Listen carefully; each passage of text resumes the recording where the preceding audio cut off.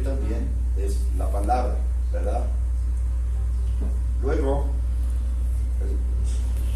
el 8, los mandamientos, que también son sinónimos de la palabra. Y luego, más abajo. Luego, el precepto. El precepto es otro sinónimo de la palabra, ¿verdad? Y hay una particularidad que cada uno describe o pronuncia, que lo que cumple o que hace que se cumpla la palabra de Dios, ¿qué es? Que se cumpla de forma eficaz. El poner por obra, ¿sí? Porque dice, el precepto de Jehová es puro, que alumbra los ojos, ¿verdad? Es decir, el precepto nos alumbra, la ley es pura, que convierte el alma, etc. Entonces, vemos que estos sinónimos tienen una particularidad, que cada uno hace que se cumpla en forma eficaz. Y como leemos en 2 de Juan 1, que dice andando en la verdad, o 3 de Juan 3, que dice andando en la verdad. Entonces, el caminar en la verdad o el cumplir con esos preceptos hace que haya el cumplimiento de esa palabra para nosotros.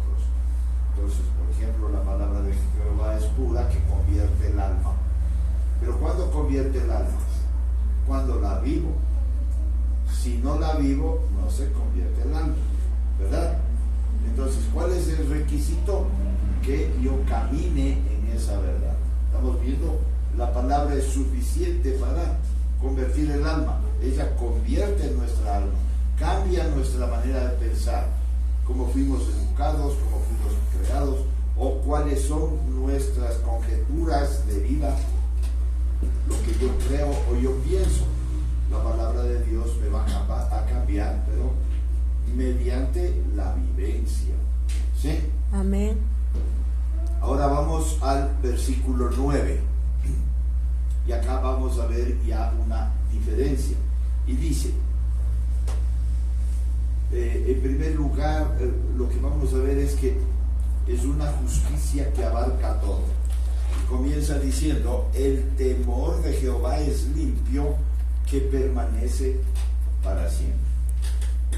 Vemos que acá ya no se habla de la palabra, ¿verdad? Ya no se habla ya este no es un sinónimo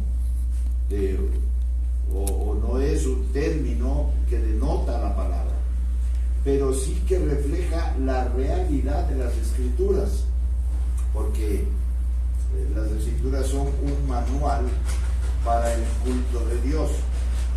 Y si es que no hay temor en nosotros, entonces, ¿qué pasaría si no hay temor? No serviría de nada, ¿verdad? El temor de Dios es el que hace que estemos aquí, pero no miedo, porque muchas personas tienen miedo al castigo, dicen, no, yo tengo que ir a la iglesia porque Dios me vaya a castigar. Yo hago esto, cumplo con lo que la palabra de Dios dice para que Dios no me castigue. Eso es miedo. Y eso no debemos tener. Que tenemos un temor reverente. Correcto, tenemos el temor reverente. ¿Y cuál sería ese temor reverente? ¿Cuál sería? Obedecerle, pero ¿en qué? Conocerle, leer la palabra, pero ¿en qué se refleja el temor? En la actitud. Pero ¿con respecto a qué? Debe haber algo que marque mi vida para que yo tenga ese temor. ¿Cuál sería? Verle a Cristo Jesús crucificado por mí. Entonces, el temor es no ofenderle a Él, ¿verdad? Entonces, mi actitud encaminado ¿a qué? A ese temor de ofender a Jesús, que Él es el que dio su vida por mí. ¿Cuántas veces decimos cosas por nuestra rebeldía o por nuestra inconformidad? Decimos cosas en contra de Dios, ¿o no? ¿Decimos o no decimos? En contra de Dios no, pero en contra del prójimo sí. En contra del prójimo, y a veces hasta en contra de Dios, muy camufladamente, ¿no? Y decimos, ¿pero por qué se enferma? ¿Pero por qué no hay provisión? ¿Pero por qué pelea? Y le estamos culpando a Dios. Miren lo que hizo Eva. ¿Qué hizo Eva? Después de haber comido, y Dios le dice, ¿qué has hecho? ¿Qué dijo Eva? Primero Adán. ¿Qué dijo Adán? La mujer que me dice, ¿no? Ya culpó a la mujer. ¿Y qué dijo Eva? Es que la serpiente. Entonces siempre vamos a tener ese justificativo en contra de Dios. Y nosotros hacemos igual. Cuando algo pasa, ¿le culpamos a Dios? ¿O no le culpamos a Dios? A veces es consecuencia de lo que nosotros hacemos, ¿verdad? La palabra de Dios dice, no os engañéis. Todo lo que el hombre sembrare, eso cosechará. Y a veces cosechamos mal y le culpamos a Dios, ¿o no? Es nuestra tendencia el culparle a Dios por lo que yo hago. ¿Y eso qué es? ¿Qué muestra eso? Falta de temor. Falta de temor. Y les voy a poner otro punto. Cuando la palabra de Dios dice, sin dejar de congregaros, como algunos tienen por costumbre, ¿sí? Cuando yo dejo de congregarme, ¿qué estoy mostrando? Salvo que haya alguna cuestión ineludible, ¿no? Pero ¿qué estoy haciendo? Falta de temor de Dios. Entonces, el temor de Dios, si bien es cierto, no es un término que representa la palabra de Dios, técnicamente no representa, pero que sí refleja mi temor reverente, mi no querer hacerle daño a Jesús.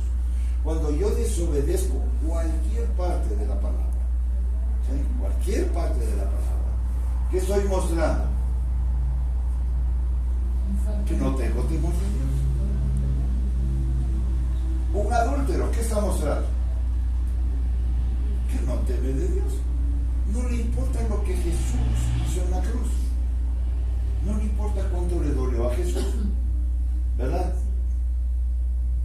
El fornicario, el lascivio, el que le gusta la pornografía, ¿qué está haciendo? Y a lo mejor nadie lo sabe. Entonces el temor va hacia la intimidad, porque claro, posiblemente a un fornicario se le ve, ¿no? O a menos que haga muy en secreto y nadie sabe, cree que nadie sabe, pero Dios sí sabe.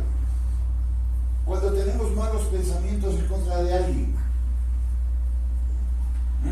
o nunca hemos tenido, ¿sí, no es cierto? Tenemos un pensamiento en contra de alguien que nos ha ofendido. ¿Qué estoy mostrando? Es falta de temor. Porque a Jesús le costó. A mí no me ha costado nada. Y entonces el actuar por ligereza muestra falta de temor. Y la falta de temor va en contra de la palabra. Ya les digo, aunque el temor no es un sinónimo de la palabra de Dios, pero sí refleja o denota que la realidad de las escrituras se cumplen, como dijo el Señor Jesucristo, aun cuando pase el cielo y la tierra, no dejará de cumplirse. ¿Sí? No se van a dejar de cumplir las escrituras. Pero ¿qué es lo que hago yo cuando no temo del Señor? Estoy en contra de las escrituras y no creo en la suficiencia de las escrituras. Como creer no es, y hemos dicho muchas veces, ¿quiénes creen que existió Simón Bolívar? ¿Usted le vio? ¿Cuál es su certeza de que existió Simón Bolívar? ¿Ah? ¿Porque un libro dice o porque me dijeron en clases? Esa es nuestra certeza. ¿Y creemos o no creemos que existió Simón Bolívar? Sí, porque me dijeron, ¿no es cierto? Y a veces creemos así en Jesús. Y digo, claro, es que la Biblia habla de Jesús. En la iglesia me hablan de Jesús. En las películas me hablan de Jesús, así que debe haber existido. Ninguno de nosotros estuvo en el tiempo de Jesús, ¿no? Como para decir, sí existió. Como por ejemplo Pablo o los apóstoles, ellos estuvieron con Jesús. Los mismos judíos saben que existió Jesús. Y todos nosotros, sí. ¿Y creemos que existió? Sí. Pero ese es creer. Eso no es creer, del que habla la Biblia. Creer es obedecer. Es decir, si Dios lo dice, así es. Si dice que no debo juzgar para no ser juzgado, ¿qué ligeros somos o no? Y esa es falta de temor. Falta de temor de Dios. Falta de ese temor reverente, incluso lo que les decía Silvana. La actitud que yo tengo muestra si tengo temor o no. Lo que yo hago, lo que yo digo, lo que yo pienso, cuando me molesto, cuando no me molesto, cuando insulto, ¿qué estoy mostrando? Falta de temor de Dios. Y eso hacemos casi siempre. ¿Debemos arrepentirnos o no? Y el problema es que no nos arrepentimos. Decir, Señor, por favor, limpia mi pensamiento, limpia mi boca. Entonces, la palabra de Dios me muestra que el temor es indispensable, ¿sí? Porque el temor, al principio, al 9, porque el temor es limpio. ¿Cuándo es limpio el temor? ¿Qué es limpio? Cuando tu corazón está dispuesto a obedecer, actuar con la palabra. Exacto. Pero limpio, ninguno de nosotros puede decir que tenemos el corazón limpio. ¿O sí? El Señor dice que es engañoso. El Señor dice que nuestro corazón es perverso. Entonces, ¿cuándo ese temor será limpio? Cuando me arrepiento. No cuando no hago, porque ninguno de nosotros podemos hacer. Siempre se va a cruzar alguna idea, algún pensamiento. Pero ¿qué es lo que tengo que hacer yo? No, yo no debo esperar que mi esposa venga a decirme lo que debo hacer. Es el Espíritu Santo el que me va a decir, porque yo soy cristiano, me va a decir, estás equivocado, estás pensando mal, esto está ofendiéndome. Y el temor es verle a Jesús que pagó su vida por mí, para que yo no ofenda a Dios de esa manera. Si pienso yo mal de alguien, estoy molesto con Matías, y entonces empiezo a pensar cosas, nadie lo sabe, nadie, absolutamente nadie sabe, y tengo en mi mente y en mi corazón cosas, estoy pensando en contra de Matías. ¿Sabe que a Jesús le costó su sangre por eso? Entonces, ¿qué tengo que hacer? Arrepentirme. Nadie sabe. Arrepentirme, ir delante del Señor y decir, por favor, Señor, perdóname, no quiero ofender, no quiero tener absolutamente nada en contra de nadie, pero por favor, perdóname. ¿Sí? Dios es el que juzga, no yo. Lo que sí puedo juzgar es una falsa doctrina, un mal proceder, y decirlo, no, la palabra de Dios muestra que eso no está bien. Pero eso de juzgar a las personas en mi interior y decir o decirle epítetos a una persona, ¿qué estoy haciendo? ¿Sí? Y eso hacemos. Miren, ¿cuántos en su mente a lo mejor no han pensado que se muera Rafael Correa? ¿Ah? ¿No es cierto? ¿Y eso está bien? No. Yo no quisiera que él vuelva al Ecuador, porque hizo mucho daño, pero Dios le juzgará, ¿o no? Dios le juzgará. Así que yo no quiero tener nada en mi corazón, y si alguna vez lo dije, voy a decir: Señor, por favor, perdóname, ¿sí? Perdóname, porque te ofendí a ti. Eso es temor. Temor es mirar que a Jesús le costó su vida por mí, ¿sí? Y eso no quiere decir que no juzguemos las cosas malas que hizo, que robó y todo, y hay una ley que debe condenarlo, y eso no es juzgar, ¿verdad? Pero nosotros vamos más allá y juzgamos. Entonces, el temor es el cumplimiento de la palabra, y como dijo Silvana también, es la obediencia. ¿Obediencia a qué? A lo que la palabra dice. Eso es temor de Dios, ¿sí? El siguiente versículo, por favor. Los juicios de Jehová son verdad. Son verdad. ¿Cuáles son los juicios de Jehová? Dios le dijo a Saúl: anda y mata a los amalecitas, adultos, jóvenes y niños, hombres y mujeres. ¿Verdad? ¿Ese es un juicio o no es un juicio? Sí. Sí, pero un juicio contra Amalek. Cuando Dios dijo: voy a destruir a todo ser humano, a todo ser viviente, con el diluvio, ¿es un juicio o no es un juicio? Es un juicio, ¿verdad? ¿Y cuántas veces hay personas que juzgan o que critican a Dios por haber dicho eso? Al menos con Amalek. ¿Cómo es que Dios destruyó a un pueblo, hombres, mujeres, adultos, jóvenes y niños? ¿Cómo es que lo hizo? ¿Por qué lo hizo? Ese es un juicio. Y este término contempla la palabra de Dios como comunicación de sus sentencias. Si bien es cierto, no es un sinónimo de la palabra, pero el juicio es una evidencia de ¿qué? De su sentencia. Él, desde un inicio, estableció juicios. ¿Y qué le dijo al hombre cuando pecó? Le advirtió primero: si comes ese árbol, de hecho morirás.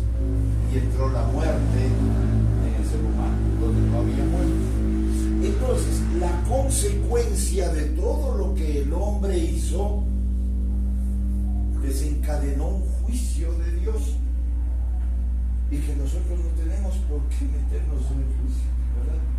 Podemos opinar, por ejemplo, de que se realizó un juicio y que no estuvo bajo los parámetros que creemos, y declararon a alguien culpable sin ser, o a alguien inocente sin ser, ¿verdad?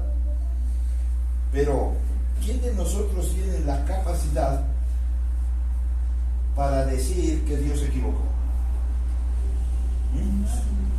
Nadie. Ninguno. Dios es Dios. Dios es soberano.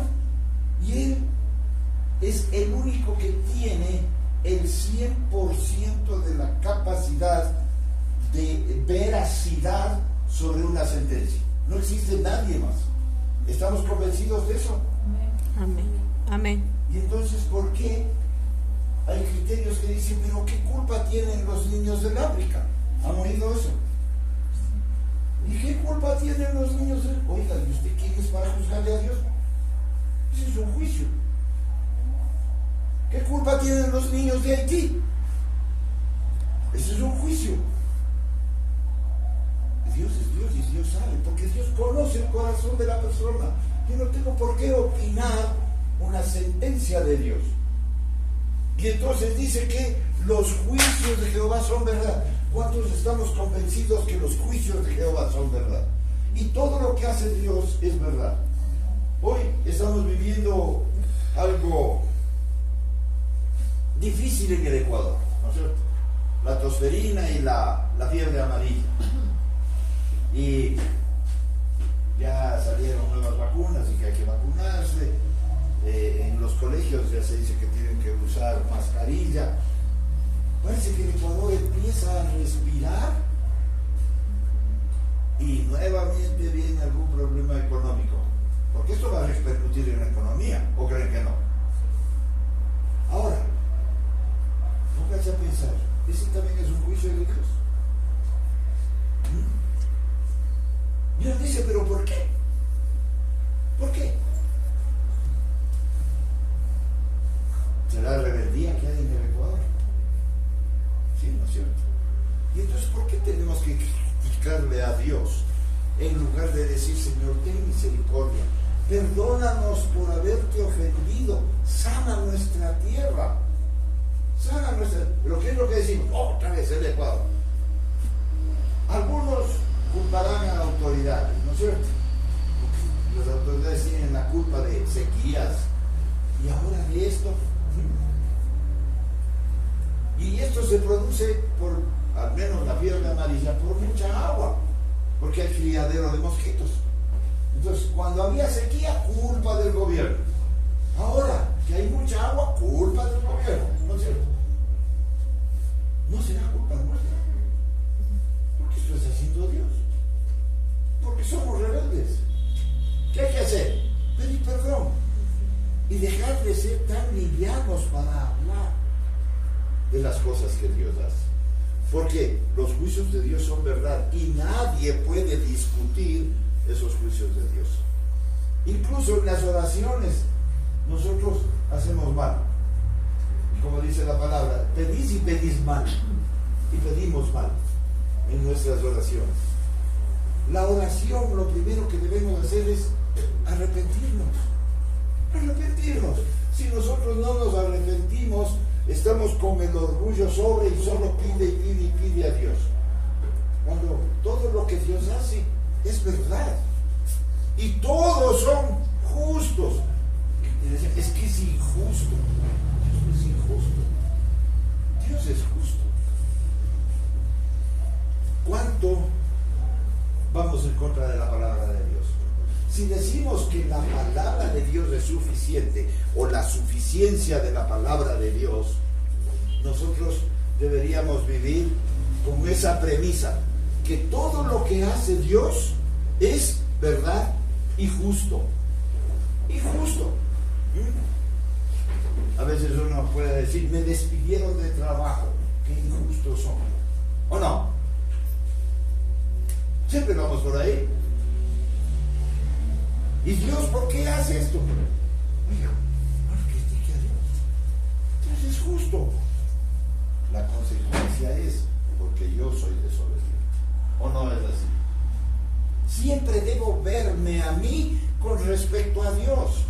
Pero la tendencia es culparle a Dios por todo. Se daña el carro, Dios es el culpable. ¿No es cierto? Le chocan, Dios es el culpable. No, yo no soy responsable de nada. Soy un loco para manejar, un irresponsable para manejar, pero Dios tiene la culpa. Oiga, hermano,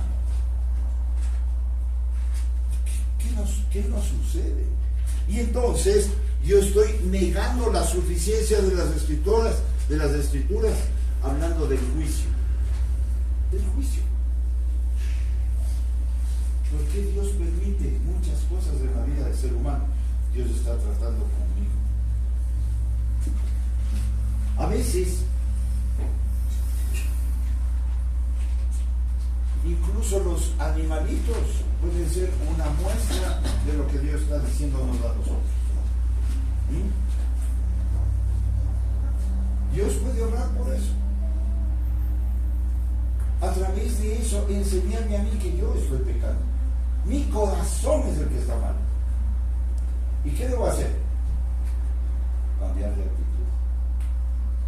Cambiar de actitud. Porque si yo no cambio de actitud, estoy negando la suficiencia de las escrituras. Porque todo lo que hace Dios, todos los juicios de Dios son verdad, todos, absolutamente todos. Y viene un juicio que está sobre todos los juicios terrenales, y no me refiero al gran juicio sobre el gran trono blanco, que ese será el máximo, pero viene un juicio sobre la tierra cual jamás ha habido, y es el reinado del anticristo. ¿Y sabe cómo comienza el juicio? Con una aparente bondad, con un aparente bien, con una aparente calma, con un aparente amor. Viene el solucionador. Así va a comenzar ese juicio. ¿Y cuántas personas en ese juicio se irán contra Dios y alabarán a ese inicuo que viene? ¿Ah? ¿Cuántos lo harán? Todos los que se pongan en el orden de elevarle, como le han elevado al Papa, a los distintos papas, no al último, a todos los papas, en ponerle en un pedestal que ningún hombre debe estar, solo Jesucristo. Y entonces eso es ir en contra de Dios. Eso es ir en contra de Dios. Porque todos los juicios de Jehová son verdad. Y el juicio que viene con una aparente paz al principio, pero en donde todos adorarán al anticristo y todos estarán bajo el yugo del anticristo, no habrá nadie que se le oponga, pero se están oponiendo a Dios. Y eso es juicio. Y eso es verdad. Y es justo. Y alguien puede decir, pero ¿y qué culpa tienen los niños?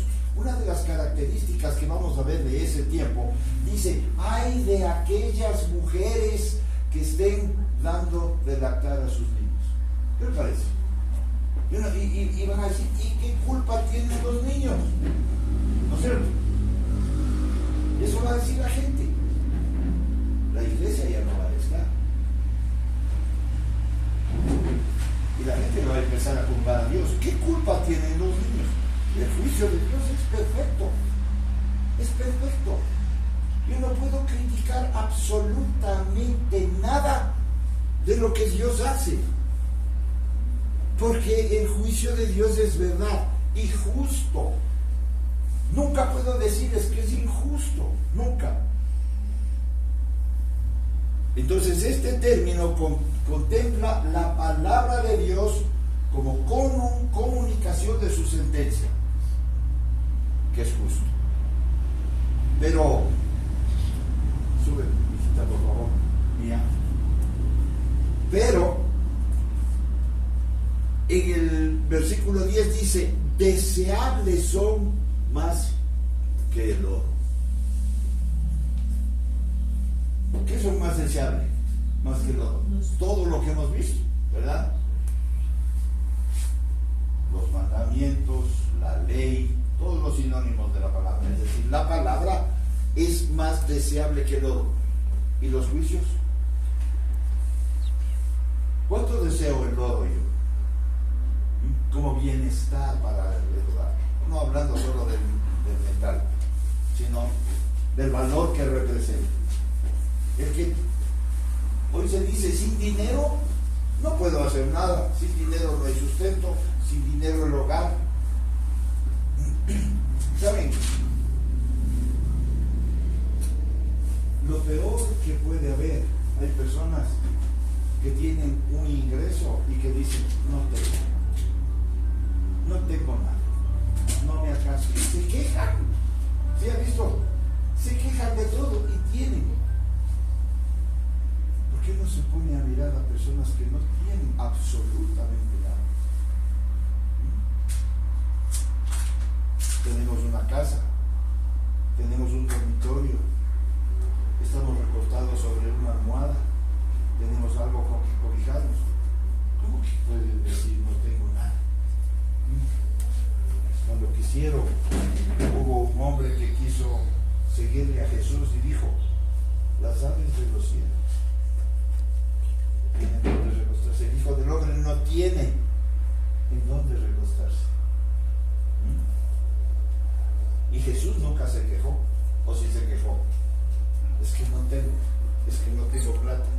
Vivir en el reino es saber que todos los mandamientos, los principios, la ley, los juicios de Dios son suficientes para vivir. Y quiero repetirles lo que un pastor me decía, que entonces somos marionetas del Señor. Y yo le dije, ¿cómo no quisiera yo ser marioneta? A mí me encantaría ser marioneta, porque me libraría de muchos problemas. No tendría dolor en mi corazón por lo que hago mal. No tendría consecuencias por mi mala actitud y cosechar lo que sembré mal. ¿Cuántos hemos sembrado mal y estamos cosechando? Yo hasta ahora cosecho cosas que no debía haber hecho. Y me doy cuenta y digo, todo esto me hubiera evitado si fuera marioneta, si Dios tomara las decisiones por mí. A mí personalmente me encantaría ser una marioneta del Señor. Que el Señor cubra mi vida y Él tome las decisiones, porque Él sabe lo único que me conviene, lo correcto. Pero ¿sabe qué es lo que impide que yo haga eso? Esos anhelos que tengo en mi corazón y quiero cumplirlos. ¿Por qué una persona se vuelve adúltera? Porque no se satisface con su esposa y busca otra, ¿no? Para que llene un vacío. El vacío lo tiene usted, no su esposa.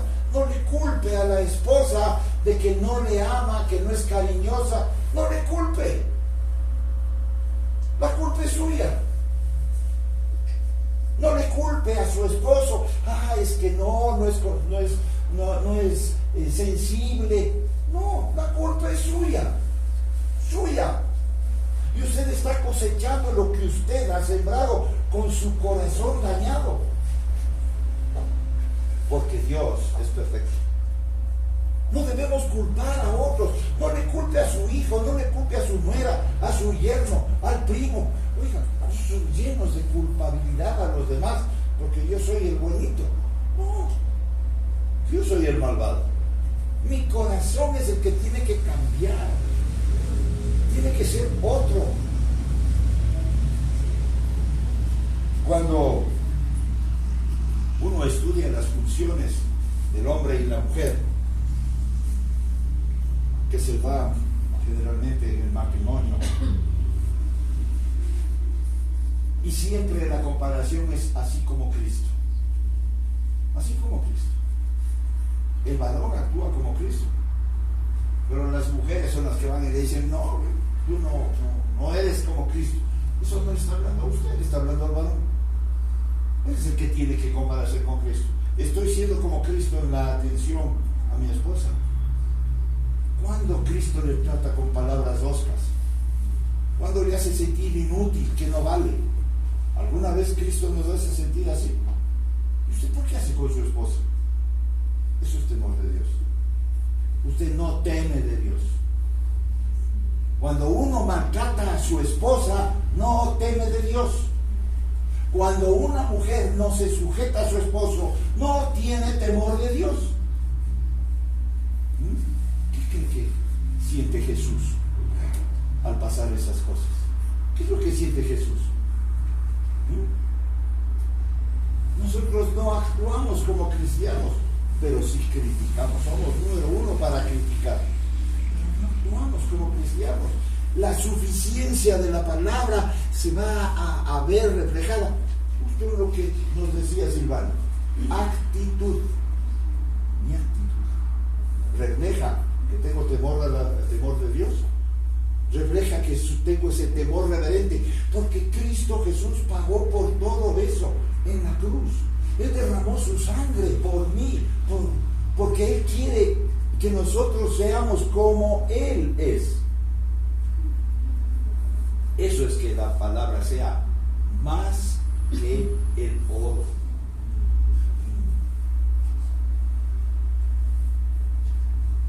En el Salmo 119, 127, Salmo 119, 127,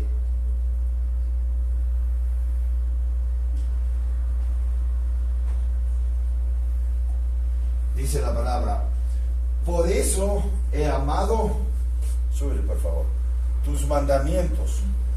Súbele, mi hija. No. Tus mandamientos, más que el oro, y más que el oro, más que oro muy puro. Cuando la palabra de Dios habla oro muy puro, es oro refinado. Cuando el orfebre quiere sacar lo mejor del oro, le somete a fuego, y fuego muy alto, para sacar lo mejor del oro.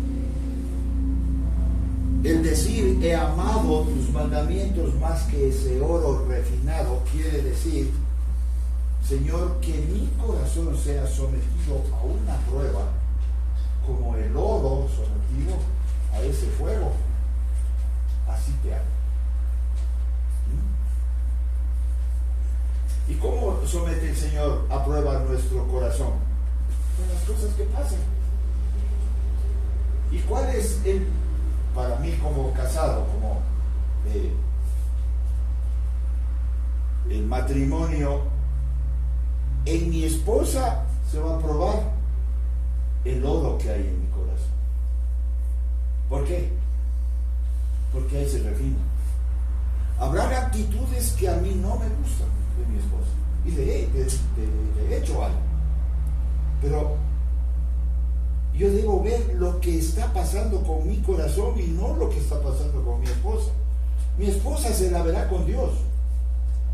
Yo debo ver mi condición de lo que yo estoy haciendo, porque Dios está tratando mi corazón y quiere mostrarme que mi corazón debe ser pulido más que el oro. Dios me está metiendo en el horno de fuego para que mi corazón sea puro, ¿sí? Más que oro, muy puro, muy refinado. Así amo los mandamientos del Señor. Quiere decir que la palabra en mi vida se va a cumplir de tal manera que va a reflejar un oro refinado. Cuando leemos en la palabra que Jesús como hombre aprendió obediencia, Él necesitaba aprender obediencia. Sí, es Dios. ¿Cómo aprendió obediencia? Todo lo que Jesús tuvo que soportar. Ninguno de nosotros hemos tenido que soportar lo de Jesús. Ni siquiera los vituperios, los rechazos. A lo mejor sí sentiremos rechazo de alguien, pero sentimos mucho amor en esta vida. ¿Saben lo que sufrió Jesús? Ninguno de nosotros hemos vivido eso. Y peor, ir a la cruz, en donde todo un pueblo diga crucificado. Ninguno. Eso tuvo que pasar Jesús. Él no necesitaba que su corazón sea refinado, pero tenía que mostrar que Él era probado como el fuego, y salió aprobado. Así que cada vez que tengamos un conflicto con alguien, con actitudes, vea su corazón. No le mire al vecino. Vea el suyo. ¿Qué es lo que está pasando en su corazón? Y diga, oh Dios, yo te estoy ofendiendo a ti con este sentimiento que tengo. Te estoy ofendiendo a ti. Pero todos vemos, no, cuánto me ofenden a mí. Ay, pobrecito, no sé cómo me ofenden. Hoy cantábamos, quiero habitar al abrigo del Altísimo, porque allí encuentro paz, porque allí encuentro felicidad. Y creemos que habitar al abrigo del Altísimo, Señor, yo me pongo a tu disposición, haz como tú quieras. Y ya, ¿no es cierto? Si yo le digo, haz como tú quieras, lo primero que el Señor va a hacer es probar mi corazón. ¿Con quién? Con las personas. ¿O cree que no? Y no paso la prueba. Y no paso la prueba. Desde que amanece, vienen cosas a nuestro corazón. Con el jefe, con el compañero, con el subalterno, el esposo, la esposa, los hijos, ¿sí? El perro, el gato, el pájaro. Todos tenemos eso. Pero ¿qué debemos ver? Dios está puliendo mi corazón, está metiéndome en el horno de fuego, porque quiere que yo brille. Que yo brille. Si es que no se da eso, no voy a poder estar en el orden de Dios. Esa es la Escritura, esa es la suficiencia de la Escritura. Si yo no creo que la Escritura es suficiente para darme felicidad, y estoy buscando felicidad porque me acepten, o estoy buscando felicidad porque donde no haya problemas, o estoy buscando felicidad donde todo se haga como yo pienso, nunca voy a ser feliz, porque nunca voy a encontrar el lugar apropiado. Pero si mi mente está en ese sentir de que todo en esta vida es una prueba, un fideicomiso, y que Dios lo que está haciendo es obrando en mi corazón para que yo sea feliz. ¿Cómo? Tiene que pulirse. Tiene que pulirse. El momento que se pula mi corazón, yo voy a ser feliz en mi matrimonio, en la sociedad, en la familia, en la iglesia. ¿Por qué la iglesia tiene tantos problemas? Solo aquí, si hiciéramos una consulta, aquí no hay acuerdo, no podría haber acuerdo. ¿O creen que no? Porque a unos les gusta el amarillo, a otros el blanco. Así es. Así es. Todos vamos a tener algo. No, es que a mí no me gusta este local. Qué feo local. No, yo quiero sillas más cómodas. Yo quiero estar más tranquilo. A mí me gusta este tipo de música. ¿Usted cree que nos pondríamos de acuerdo aquí? ¿Sabe cómo se compartía la palabra en los primeros años? En cuevas. No en casas, en cuevas. Así comenzó la iglesia, en cuevas. Y en las cuevas había samuciélagos, hermano. Lea la historia del pueblo de Israel. Y no se quejaban. ¿Qué nos pasa? ¿Qué nos sucede? ¿Cómo está mi corazón, hermano? ¿Qué pasó? ¿En dónde estoy? Ahí no tenían una silla para sentarse. Piedras en el suelo. Jesús hacía recostar en la montaña. Posiblemente Jesús estaba abajo o estaría arriba. ¿Saben lo que es sentarse en una parte inclinada y ver hacia arriba? Y muchas veces Jesús predicaba un día entero. Y a los apóstoles les decía, todo el día hemos estado predicando. Todo el día. Vayan a comprarles algo de comida que no les fallezca. Quiere decir que adultos, jóvenes y niños, ahí no había escuela dominical para mandar a los niños a que se entretengan, a que estén tranquilos, ¿no es cierto? Estaban hombres y mujeres de toda edad ahí. Y eran 5,000 hombres, sin contar mujeres y niños. Y estuvieron todo el día. Y nadie se quejaba. Entonces, ¿qué nos pasa? Siempre es la comodidad. Es que yo debo estar cómodo. Cuando yo me sienta cómodo, entonces estoy bien. Bueno, ¿qué le pasa? Jesús vino a acomodarse en esta tierra. ¿Qué es eso? Pulido más que el oro. Más que el oro. Y eso quiere hacer con nosotros el Señor, en nuestro corazón. Esa es la Escritura. Ese es el cumplimiento de la palabra en mi corazón. Dejemos de ver las cosas. Dimos gracias a Dios en lo nuestro, porque estamos en este lugar. Gracias al Señor porque podemos cubrirnos del sol. ¿Qué sería el momento de estar afuera, en la calle, en una montaña, con ese sol?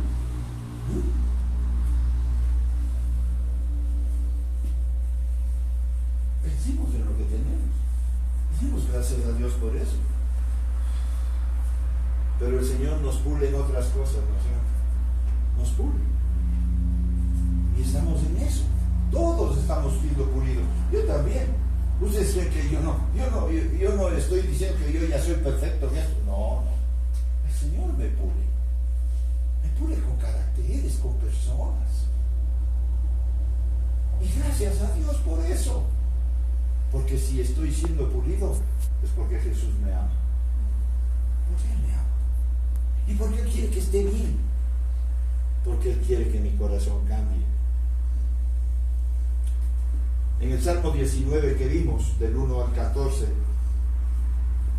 debido a sus dos secciones distintivas y dos nombres diferentes para Dios, algunos lo han tratado de argumentar de la siguiente manera: que el Salmo 19, del 1 al 14, era en realidad dos composiciones de una antigua y la otra reciente. Sin embargo, la forma más breve del nombre de Dios, la forma más larga, como en Génesis 1:1, ¿sí? Dios creó, Dios, Jehová o Elohim. En ese momento Dios no se manifestaba como Jehová, sino como Elohim, el Todopoderoso. Es una referencia a su poder, especialmente a su poder como creador. Mientras que Jehová, que empieza a darse a conocer con Moisés, porque antes de eso nunca se dio a conocer como Jehová, Padre, Hijo y Espíritu Santo. ¿Sí? Y este es el problema que esa señora que está diciendo que ya no hay la Trinidad, sino la ¿cómo es? Cuadrinidad. Cuadrimensión. La cuadrimensión. Y saca de aquí, porque dice que Elohim, el creador, le creó a Jehová. Hay unas barbaridades, y hay mucha gente que le sigue, ¿no? Con semejante locura. Pero aquí nos muestra dos cualidades, dos características de Dios. Dios que se muestra como Elohim, el Todopoderoso, el Creador, y luego se muestra como Jehová, el Yo Soy, o el Yo Estoy. Es el Yo Soy el que soy, o el que yo estoy en todo lugar. Por eso es Emmanuel, Dios con nosotros. Yo estoy en ustedes. Pero es una manifestación de Dios, no es porque es otro Dios. ¿Sí? Y como Jehová se ajusta al énfasis relacional. Entonces, las dos características: Dios como creador y Dios como relacionador. Se muestra a Moisés y viene a salvar al pueblo de Israel como Yo Soy. ¿Sí? Pero no es porque es otro Dios o porque el uno creó al otro. ¿Sí? Son dos manifestaciones, las dos grandes manifestaciones de Dios. ¿Alguna pregunta ahí? ¿Sí? Bueno. ¿Por sí? ¿Qué se le contesta a una persona que dice, ¿y qué culpa tienen los niños si no es cristiano? Y cuando una persona nos hace una pregunta de ¿qué culpa tienen esos niños para sufrir lo que están sufriendo? ¿Sí? Y implícitamente están diciendo un Dios malo que hizo eso. O sea, ¿qué se le contestaría? ¿Dónde estuviste tú cuando Dios creó todo lo que existe? ¿Quién aconsejó a Dios que haga lo que Dios le dijo a Job? ¿Sí? ¿Dónde estabas tú cuando yo creé el cielo y la tierra? Cuando yo creé las Pleiades, cuando hice el sol, la luna, las estrellas. ¿Quién me aconsejó? ¿De quién es todo? ¿De quién es? Para poder entender quién es Dios, primero debemos aceptarle, primero debemos ir y tener una relación con Él. ¿Con quién?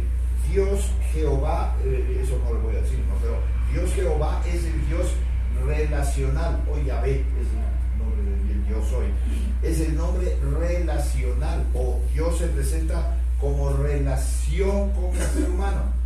En cambio, Dios se presenta como creador. Entonces, cuando yo le veo a Dios como creador, ¿quién soy yo para criticar lo que Él hace? Tengo tanta capacidad intelectual como para saber por qué hace Dios eso.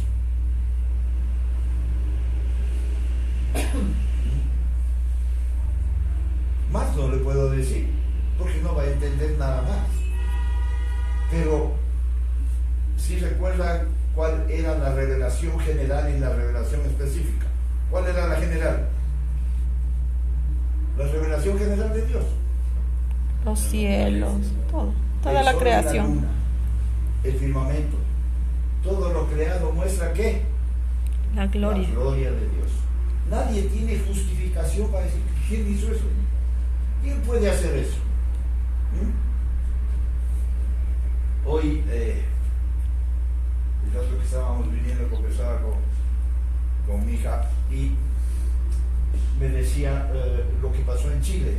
En Chile el agua se retrajo, ¿no? Y todos decían va a haber tsunami. Y no hubo tsunami, volvió tranquilamente, pero el agua volvió más caliente. ¿Cómo se explica eso? Que Dios es Dios. Busquen explicación a eso. El agua se fue fría y regresó caliente. Dios se fue a calentar por ahí. Oiga, explique eso. Un fenómeno que no tiene explicación. ¿Y cuántas de esas cosas hay? A diario, explique eso. Si usted no tiene la capacidad de explicar eso, esa es la revelación general de Dios. Que nadie puede justificarse. Así diga yo soy ateo. Entienda eso. ¿Eso es obra de la casualidad o qué? ¿Por el Big Bang? Explique. No hay explicación. Y entonces hay la revelación específica. La revelación específica no la puede tener nadie más que un hijo de Dios. Entonces, yo a una persona no le puedo dar la revelación específica, no va a entender, tiene que ser hijo de Dios para poder entender las escrituras. Y ese es Jehová o Yahvé, un Dios relacional que se presentó a Moisés. El Dios creador muestra la revelación general. Y una persona, si no cree en la revelación general, bueno, ¿qué se puede hacer? Entonces, ¿qué le puedo decir? Bueno, que no tiene ninguna culpa hacia hacerlo. Yo no puedo entenderle a Dios. Solo Dios conoce el corazón de las personas. Solo Dios sabe lo que las personas hacen. Pero Dios no hace las cosas por casualidad. Dios tiene propósito. Y yo no soy quien para juzgarle a Dios. Que sería algo que yo le podría decir. No puedo decirle más porque no va a entender. La raza humana queda responsable ante Dios debido a su comunicación no verbal y verbal. ¿Cuál es una comunicación no verbal? ¿Cuál es? La creación. La creación. La creación. ¿Qué más? Las cosas que pasan, las peleas. A lo mejor salí peleando esta mañana con mi esposa. No sé.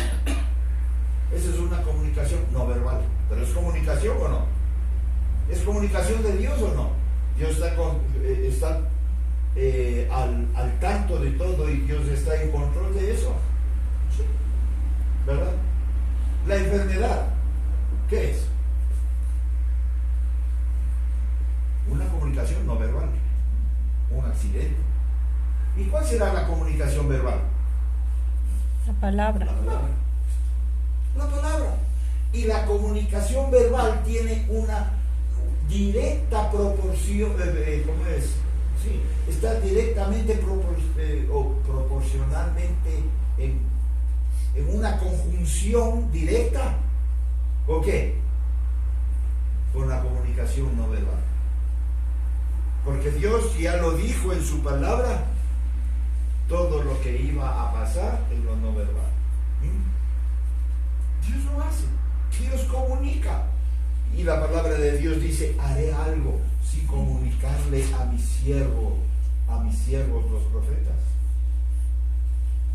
¿Se puede imaginar que Dios diga, no voy a hacer absolutamente nada sin decirles antes? Todo lo que está pasando y lo que está por venir y lo que está por pasar, Dios ya lo dijo. ¿O no es así? Si nosotros estudiamos la palabra de Dios, vamos a ver que todo lo que está sucediendo ya está escrito. Y cuando venga el reinado del anticristo, está escrito. Y cuando venga Jesucristo a reinar los 1000 años, ya está escrito. Y eso falta todavía, ¿verdad? Y cuando todo ser humano que no aceptó a Jesús vaya ante el gran trono blanco al juicio final y se vaya al lago de fuego de azufre para la eternidad, ya está escrito. Todo ya está escrito. Todo Dios nos ha comunicado. Nada tiene que sorprendernos. Todo está ahí. ¿Dónde es el problema? Aquí. Aquí es el problema. En que no quiero aceptarlo. En que no quiero. Porque el ser humano es así. Somos así. Entonces, a la luz de estas intenciones, vemos el Salmo 19, en su primera parte, del 1 al 14, que da un elocuente sumario de 2 destacados versículos, que es la revelación que Dios hace de sí mismo. Él, mediante la palabra, se revela como es Él, se da a conocer como es Él. ¿Sí? ¿O no pueden verlo ahí? El corazón de Dios, ¿cómo? ¿Quiere ver el corazón de Dios? Ahí está el corazón de Dios. ¿Qué es? ¿La palabra me muestra el corazón de Dios? A ver, vamos un momentito a Juan 1. Juan 1. Juan 1:1. Dice, en el principio era el verbo, la palabra. La palabra era con Dios y la palabra era Dios. ¿Sí? ¿Qué fue? Salmo 1. Juan 1.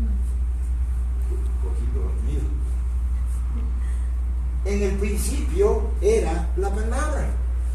Entonces, si yo quiero conocer el corazón de Dios, ¿en dónde voy a ver el corazón de Dios? En la palabra. En la palabra. Ahí está Dios revelándose a sí mismo. Entonces, una persona que no ha nacido de nuevo nunca tendrá esta revelación específica. En el principio era el verbo era con Dios. Súbele, por favor. Sigue. El verbo era con Dios y el verbo era Dios. Sigue, mijito. Versículo 2. Este era en el principio con Dios. 3. Todas las cosas por Él fueron hechas. Dios creador. Dios dándose a conocer en forma general. Él es el creador. Y sin Él, nada de lo que ha sido hecho hubiera sido hecho. Nada. Entonces, Él es la palabra como Dios relacional. Pero Él es el Dios creador por la palabra. Porque por la palabra se creó todo. ¿Sí?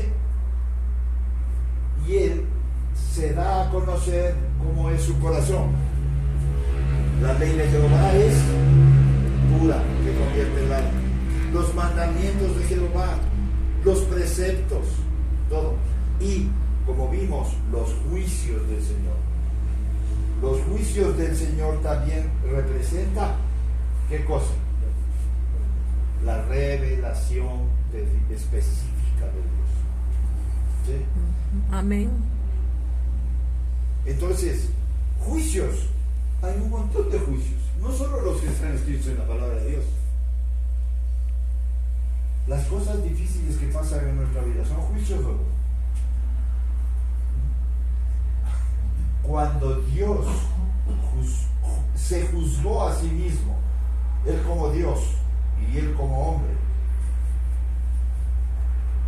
Jesús nunca tuvo pecado, pero él cogió la parte de juicio que debíamos tener para él asumir ese juicio. Y ese es el amor de Dios, para que nosotros en su temor estemos reunidos hoy aquí. Amén. Y por eso el Señor le dijo a Josué: nunca se apartará de tu boca este libro de la ley. Este libro de la ley. ¿Para qué? Para que te vaya bien y que todo lo que hagas sea perfecto. Esa es la suficiencia de la Escritura. La palabra de Dios es la que nos va a cambiar. Vivámosle. Actuemos de acuerdo a la palabra. Y a veces decimos, es que, chuzas, Dios no me bendice. Hermano, las bendiciones de Dios las dejó ahí. Si nosotros las vivimos, las bendiciones vienen sobre nosotros. Deuteronomio 28:1. Acontecerá si oyeres atentamente la voz de Jehová tu Dios, para guardar y cumplir toda la ley, entonces vendrán sobre ti estas bendiciones y te alcanzarán. No diga Dios no me bendice, Dios ya nos bendijo. El hecho de ser hijos de Dios es la bendición más grande que podemos tener. ¿Quiere tener todas las demás cosas? Vívalas. No, vívalas. Aunque sea difícil, aunque me sea difícil el no contestar cuando me agravian, aunque sea difícil el dar amor a los que me odian, aunque me sea difícil como mujer sujetarme a mi esposo. ¿Ah? ¿Quién sale ganando? ¿Quién sale ganando? Están ahí las bendiciones. Es la suficiencia de la palabra. La palabra no necesita más. No necesita irse de rodillas al 15. La palabra no tiene que hacer nada extra. La palabra, cumpla la palabra, viva la palabra, y todas las bendiciones que están escritas en ella vendrán sobre usted. Amén. ¿Sí? Amén. Vamos a orar. Padre, te damos gracias por tu palabra y gracias porque nos diste la oportunidad de estudiar la suficiencia de las Escrituras. Que esto quede arraigado en nuestro corazón, Señor, de tal manera que no nos desviemos ni a derecha ni a izquierda. Y que tu Espíritu Santo nos recuerde cada día la suficiencia de las Escrituras. No necesitamos absolutamente nada más. Gracias por haberte revelado a nosotros en esa revelación general y en esa revelación específica. Gracias por tu nombre, Elohim, el creador de los cielos y la tierra. Y gracias por darte a conocer como Yahvé, el gran yo soy. Te bendecimos, Señor, y que de aquí salgamos diferentes, alegres, gozosos, sabiendo que tú moras en nuestro corazón y teniéndote a ti tenemos todo. En Cristo Jesús, Señor nuestro. Amén. Amén.